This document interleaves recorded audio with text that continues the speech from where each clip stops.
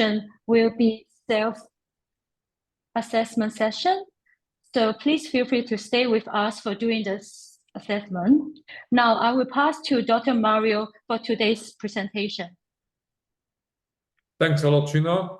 Welcome to the session.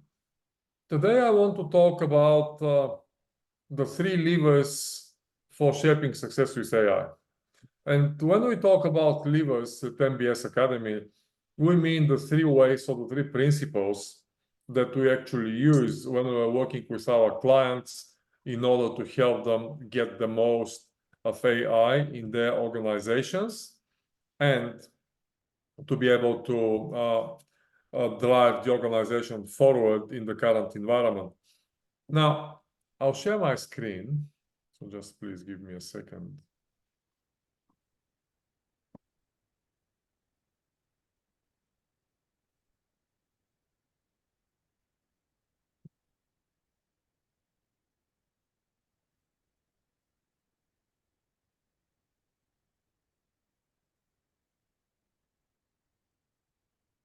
Okay. All right. So when we talk about AI, it is important to understand, speaking to clients and colleagues and people around the world, we have identified 4 levels of where the organizations are in relation to their AI efforts, and also board directors or the senior leaders.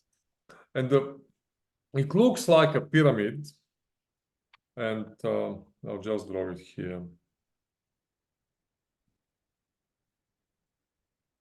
And the pyramid has got 4 levels. At the bottom level,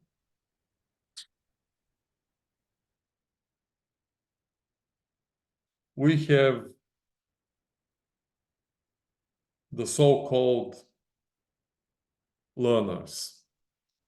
These are people, board directors and senior managers, C-level executives, who understand that something's happening and they need to do something, but they don't know where to start. And they are trying to learn, to understand, to see what are the opportunities for AI, to see how it can be used in their organizations. These people are at the very early stages of their AI efforts within the organization. Looking up at the pyramid further, we have the next level where already some efforts are being made. And these are the so-called users.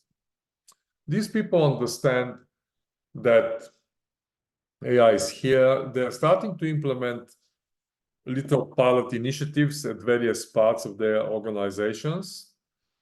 And they're starting to learn and to see how AI actually can be of help to their organization. Okay, people within the organization are listening to those board directors, but the overall maturity level is still relatively low. The next level up are the visionaries. These are boards and board directors who appreciate what AI can do for the organization. They see the possibilities, and they are starting to actively incorporate them into their strategy, into their operational plans, and into their technical plans. The last level, however, which is the most interesting one, and to which we are working with our clients, is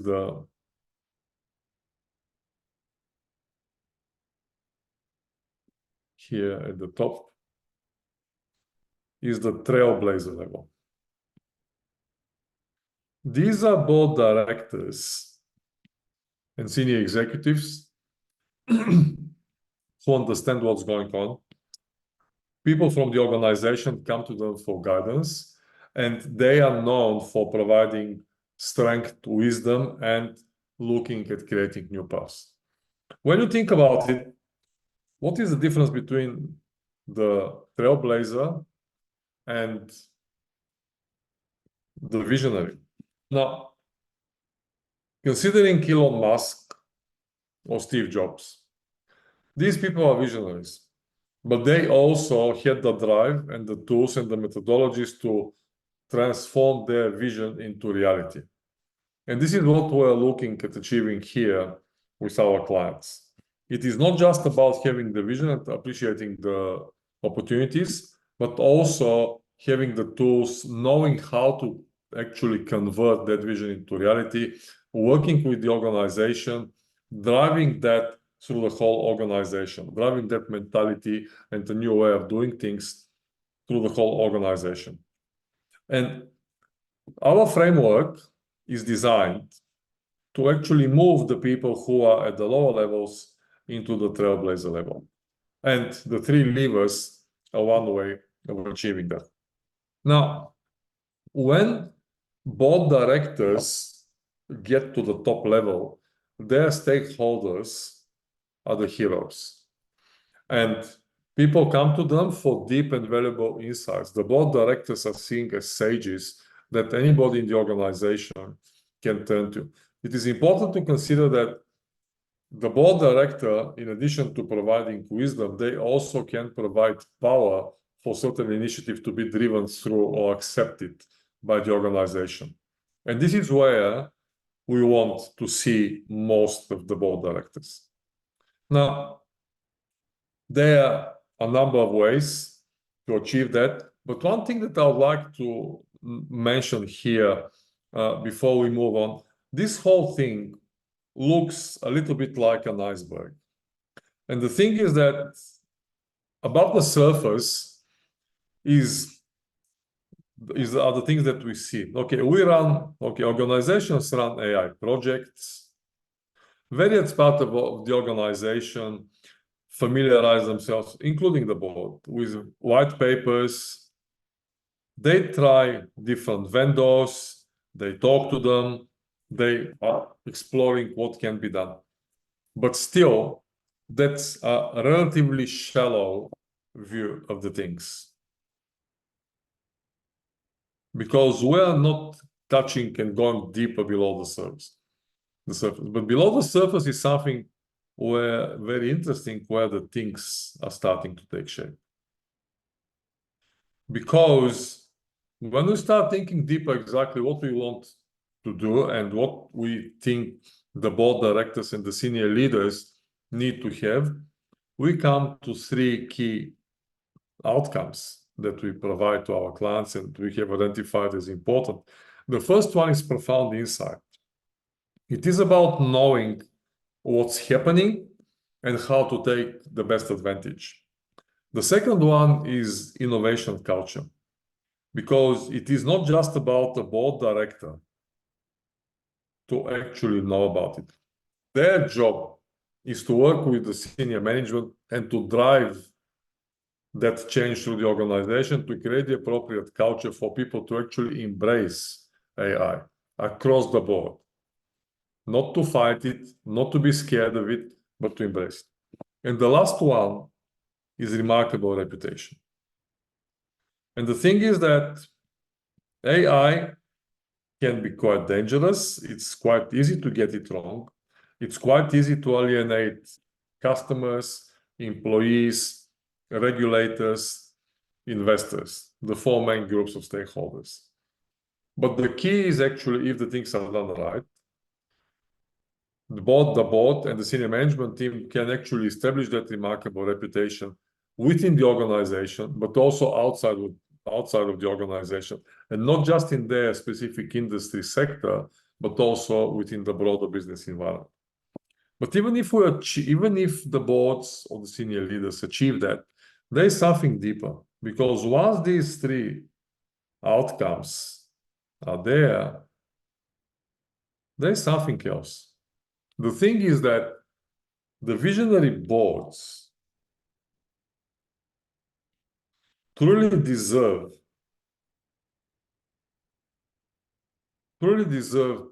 to lead profoundly impactful organizations.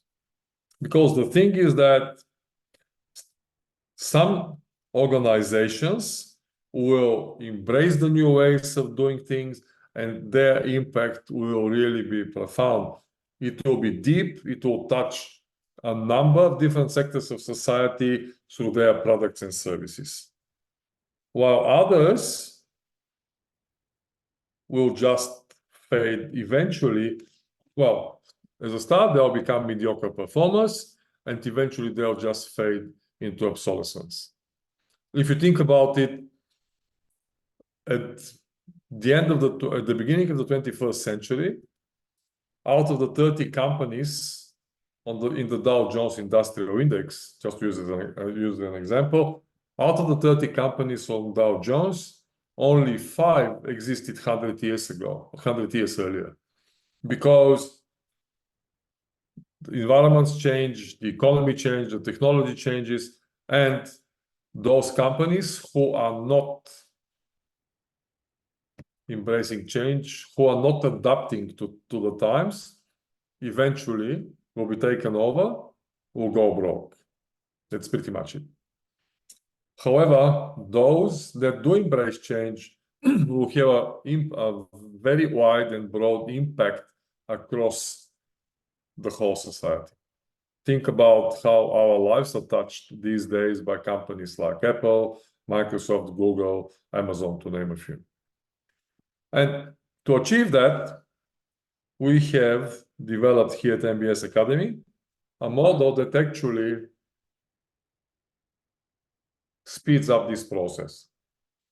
And this model is where the levers are. And this is what I want to show you now. Now,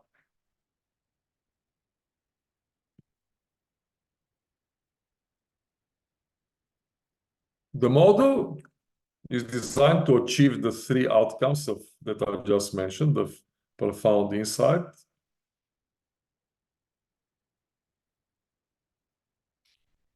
remarkable reputation,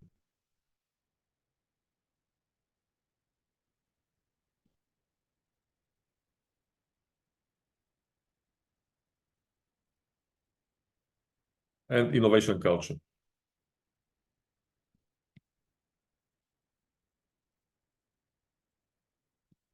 And the way the model will do that is through the 3 levers that I want to talk about today. The first lever is visionary direction. I'll just use a different color to make it clearer.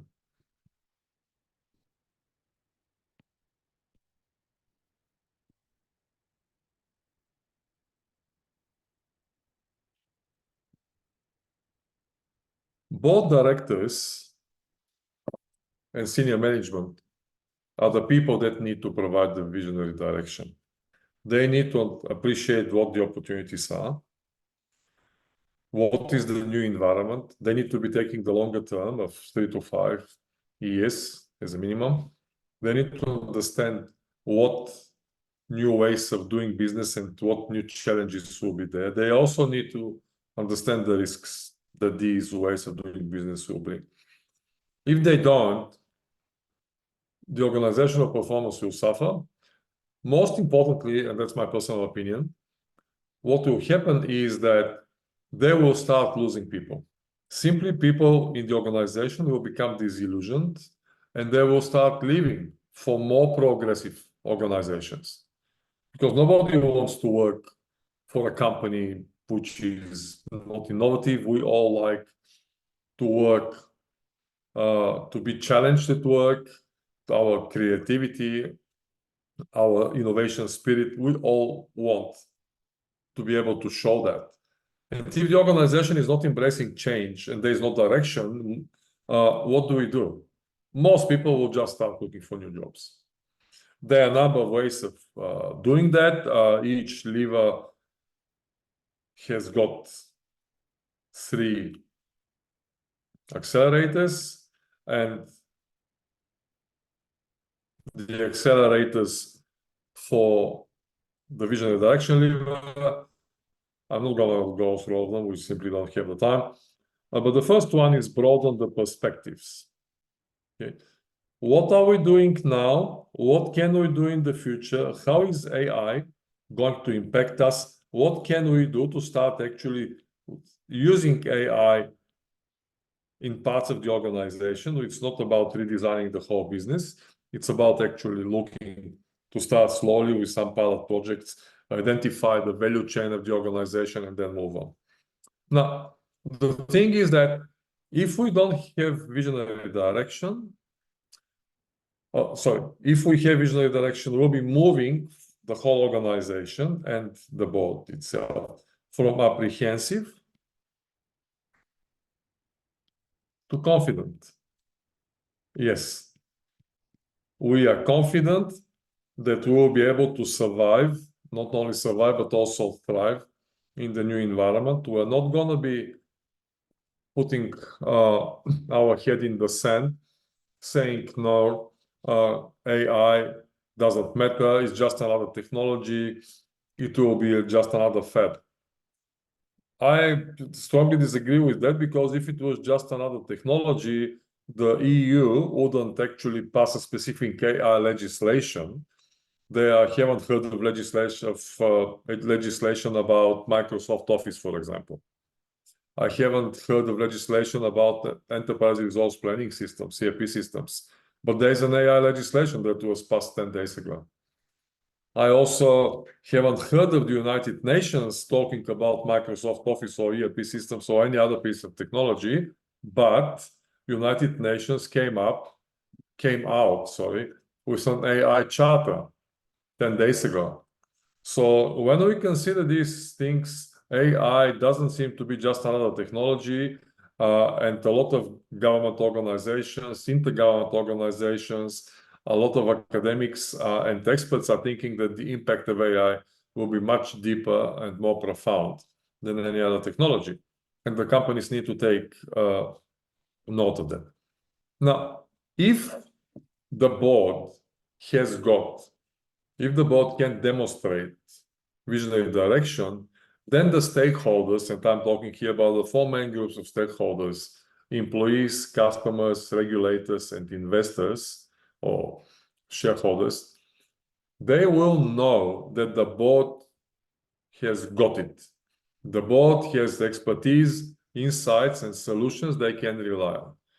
These stakeholder groups will understand that the board can offer wisdom. Then the other lever that we have is lever number 2, is unscrambled complexity.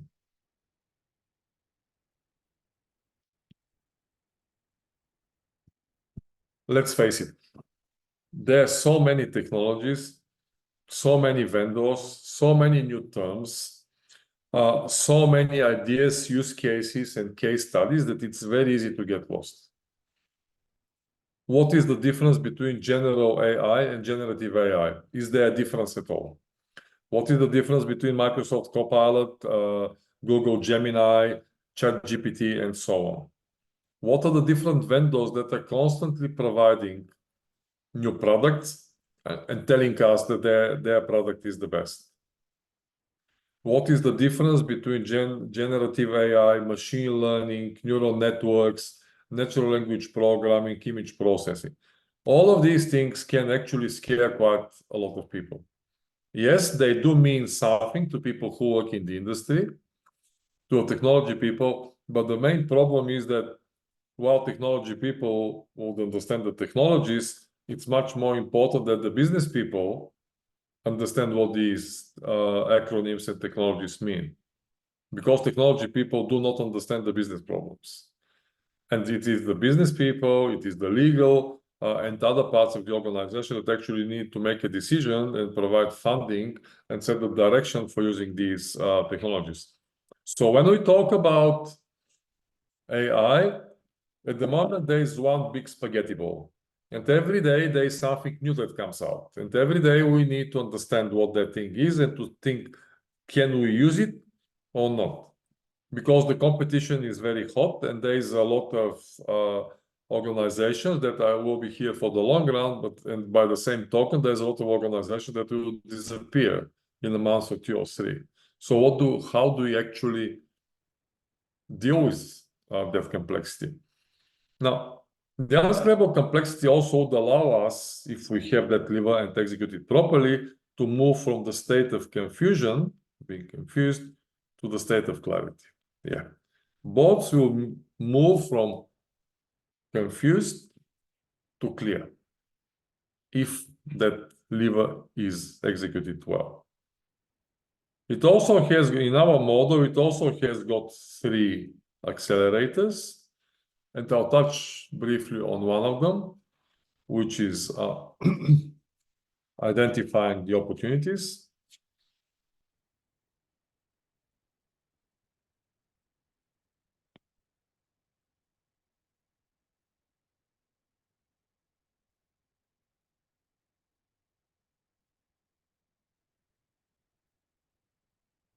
The other 2 are clarify the concepts and streamline the integration, but identifying the opportunities. Any organization has got a number of moving parts. If we took the very high level, and one of the models that is widely used in business consulting and analyzing the organizations is the Porter model. It's got 6 parts in every organization. This is sales and marketing. The primary activities are sales and marketing, production, which is different depending on the industry. Production means one thing in construction. It means a different thing in banking. It means another thing in manufacturing, but nevertheless, it is there as an activity, as a box. And also logistics. How does the organization actually get the services or the products to its customers, and also how it gets the necessary inputs, materials, labor, and so on in order to produce. So inbound logistics and outbound logistics. There are also the supporting activities, which are HR, finance, and IT. And each one of these, there are 6 boxes. Each one of these boxes has got a number of boxes inside it. So the question is, in each one of these boxes, there is an opportunity or multiple opportunities, sorry, for AI to be applied in order to achieve high efficiencies and to actually even start thinking about doing completely new things. But there needs to be a systematic process. This is what the boards and senior management need to put in place in order for these things to start to be used. People need to understand that they have the support, and there is also some sort of a guideline, there is some sort of a process that they can rely on.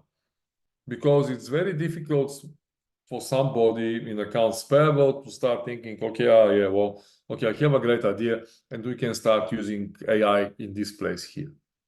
Yeah, that's cool, but how do you actually evaluate it? How do you do due diligence? How do you actually measure the return on investment? Should we start here? Should we start in a different place? Maybe not in accounts payable, in accounts receivable. So identifying the opportunity needs to be a process and something that a number of people in the organization are concerned.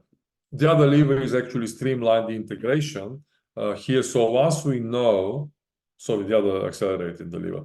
Once we know what the opportunities are, how do we actually go about putting the solutions in place? The last lever that I want to talk about is active governance.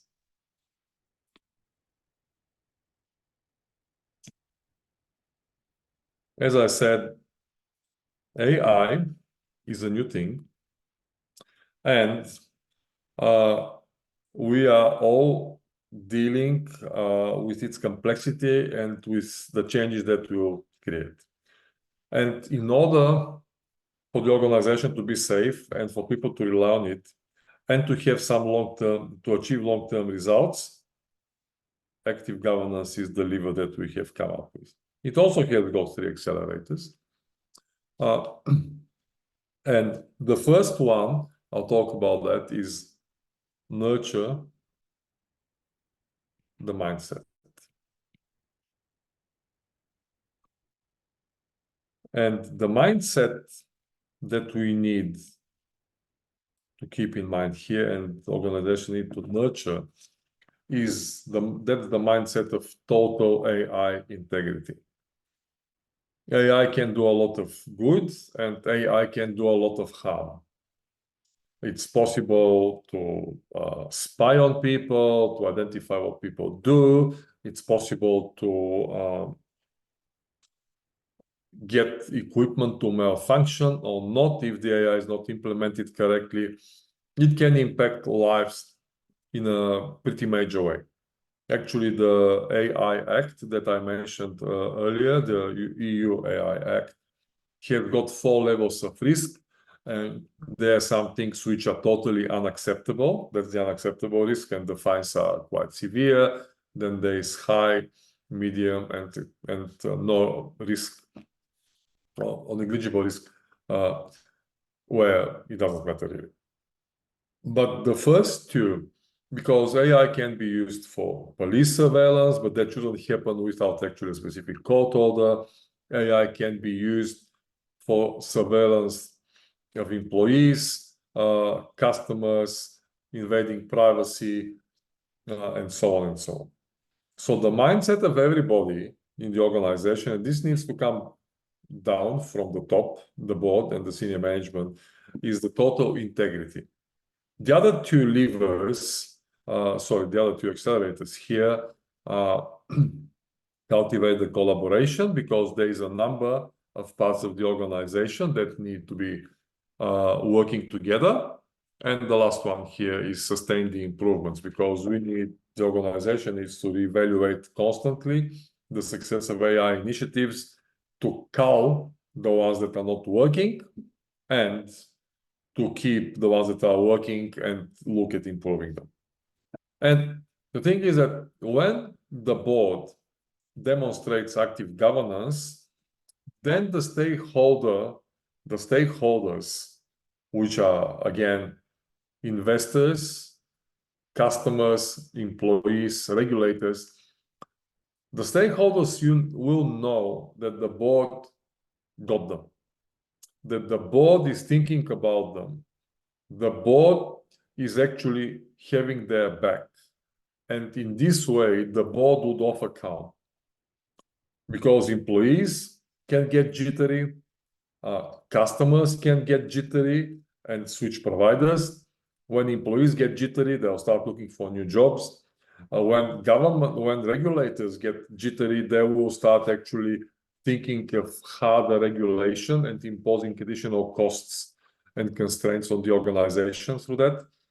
And also, excuse me, the investors can get jittery because they can move, especially in large organizations, they can move funds quite easily between one place and another. Okay, well, he's a fund manager with a portfolio of 11 companies. Or if one of the companies seems to be not up there in terms of the governance and the mindset and so on, it's very easy to start selling shares and moving the part of the portfolio, part of the funds into another part of the portfolio, which is going to impact the share price. It's going to impact everybody in the organization. So demonstrating active governance actually is that type of the lever that will calm everybody down. The board will offer calm. And yes, these are times where things are really challenging, new, moving quickly, but the board is there, the sage that actually will help people navigate that and make the best of it. So these are the 3 levers that I wanted to mention. So I'll repeat again. The first one is visionary direction. The second one is the unscrambled complexity and the active governance. It also, when the board demonstrates active governance, that would mean, just a second.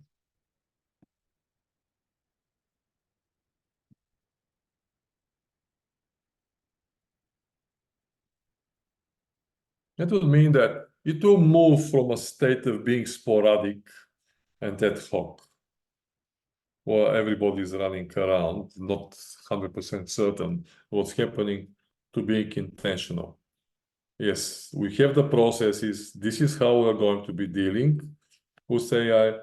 These are the ethical measures that we're going to put in place. This is how we're going to actually review our initiatives and make sure that they are working. And the ones that are not, we're going to remove. This is how we're going to cultivate the collaboration between various parts of the organization, which are involved here, and probably parts outside the organization. External parties, external expertise, and so on and so on. Otherwise, people are not gonna feel that confidence, and yes, they, instead of offering calm, we're going to offer exactly the opposite. And there need to be collaboration with a number of different parties, let's say outside the organization as well, but even inside. I'll give you an example. I was listening recently to a case in the States, and it was by the Department of Human and Health Services.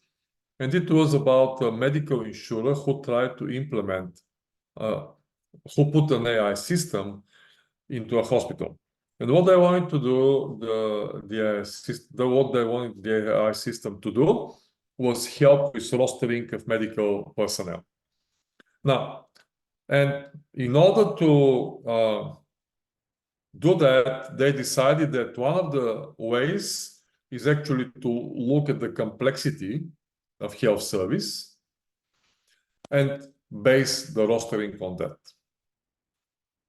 And how do you measure complexity? The second thing was they decided to use cost as a proxy for complexity.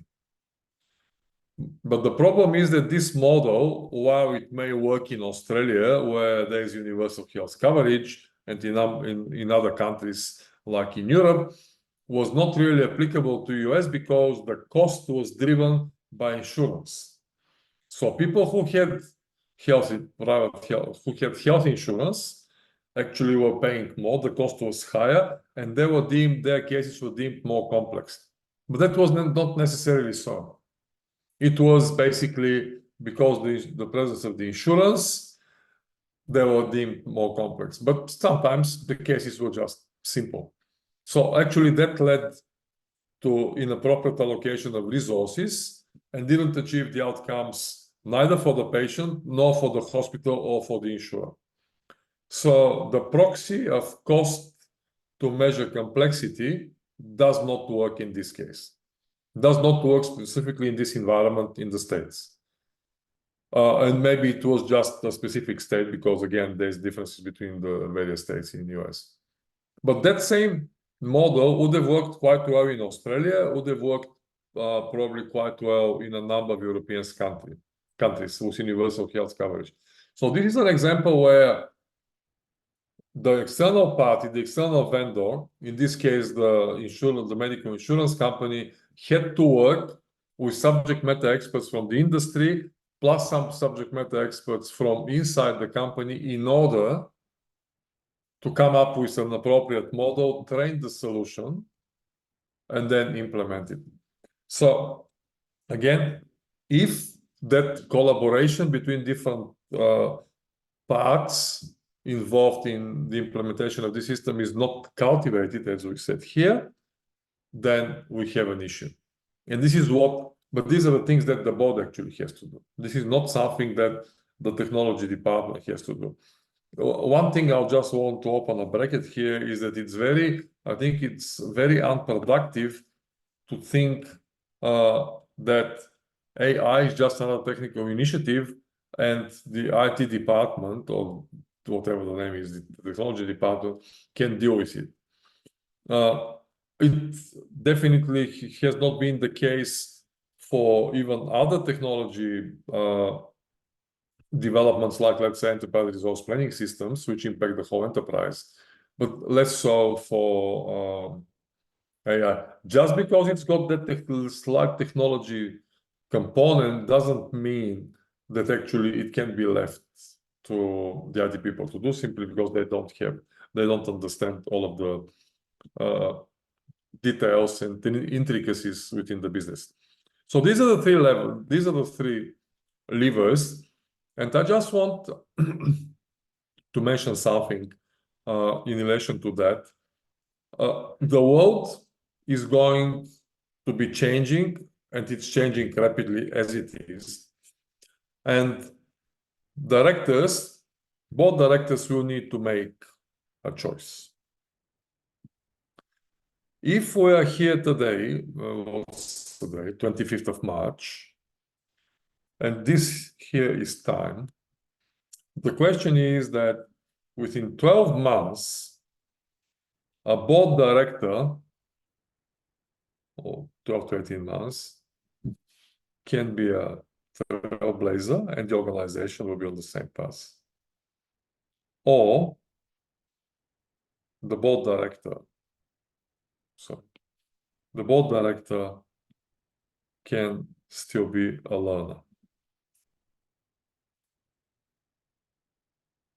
And time actually moves exponentially. So when you look here,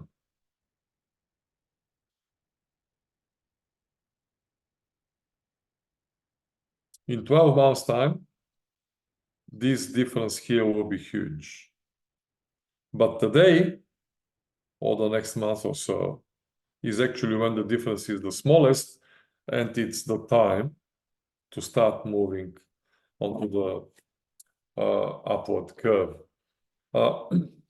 Now, this thing can be achieved in a number of different ways, but what I would like to mention, our model, actually the one that I just mentioned, where the 3 levers are part of it, our model is designed to accelerate this path even longer and to achieve it within 5 to 6 months as opposed to 12 to 18 months. So this is all what I want to say tonight. We also have prepared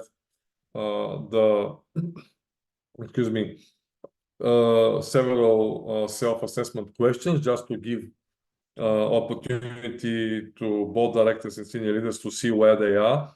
And I'll cover these in a second. But before I do that, I just wanted to ask to check if there are any questions or any comments on what I have shared here tonight.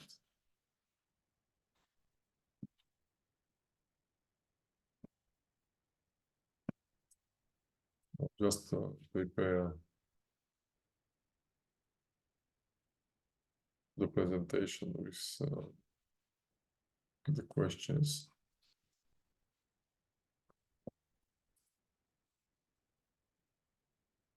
I will send you a link to a Google form with the maturity self-assessment. And before I do that, however, I just would like to quickly go through the questions.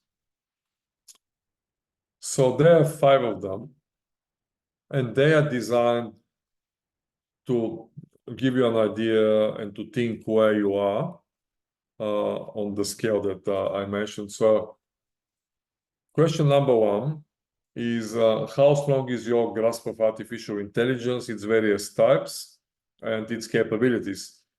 Okay, as I said, looking at the Clarify the Concepts accelerator that I mentioned, there is a lot of information about AI.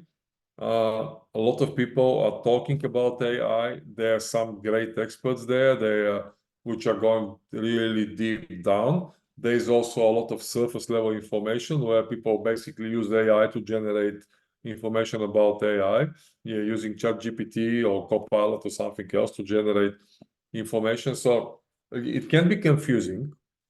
But when you think about yourself on a scale of 1 to 10, where do you think you would be? I'll share the question to the link to the form in a second. Question number 2, how clearly do you see the opportunities that artificial intelligence can bring to your organization? Okay.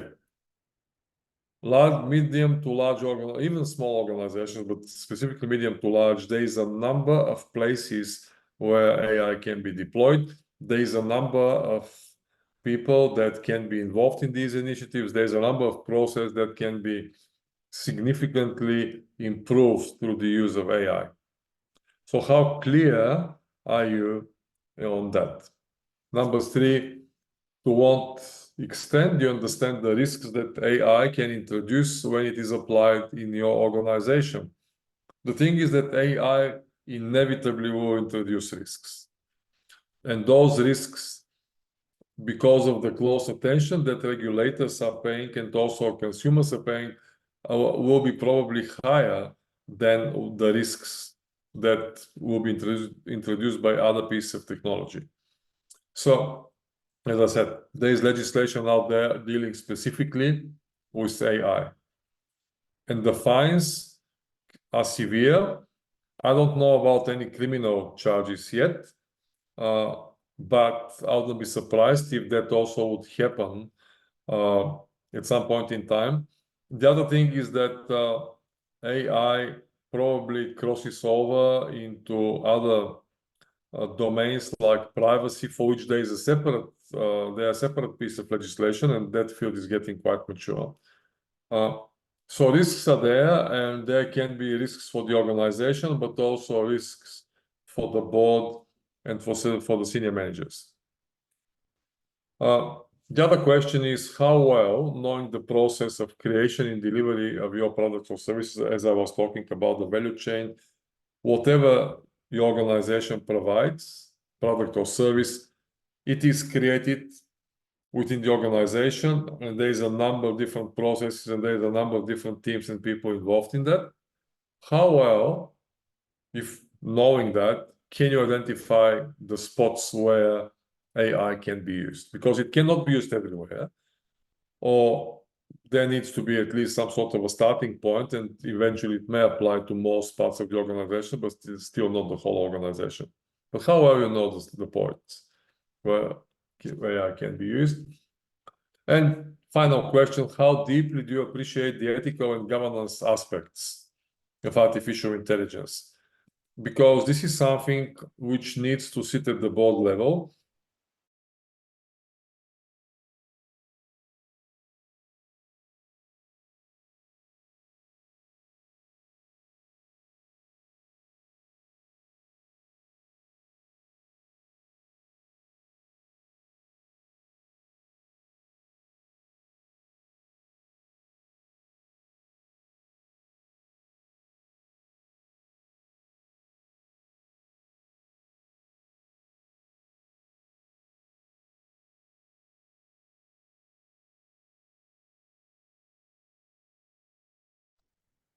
For some reason, I got disconnected. Apologies for that. I'm not sure what happened. So AI is something that needs to sit at the high level, even higher than cybersecurity. Bots are dealing with cybersec now. AI is another one of those things. And they introduce a lot of ethical and governance aspects because it's difficult to discriminate using cybersecurity, but actually it's quite easy to discriminate against people, against patients, against employees by using AI solutions.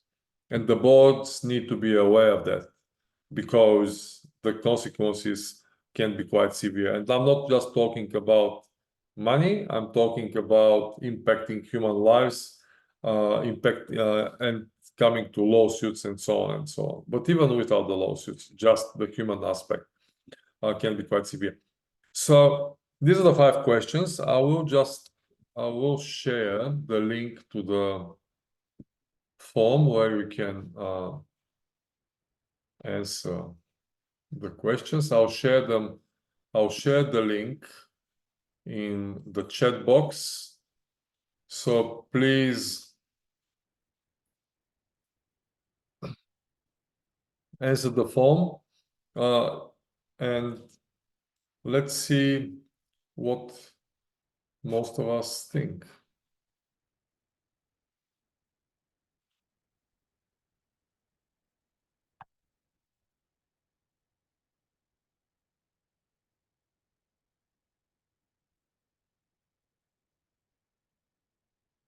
Thanks, Ben. Actually, I was thinking about giving you a buzz to see how you're going and how the things are with you.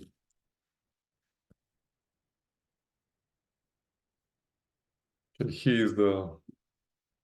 I'm good, thanks, Mario. And yeah, let's have a chat sometime. I'll send you through my new details. Yeah, please do. This will Please be this will be great in Indonesia, and I'd like to see how we can get you up here.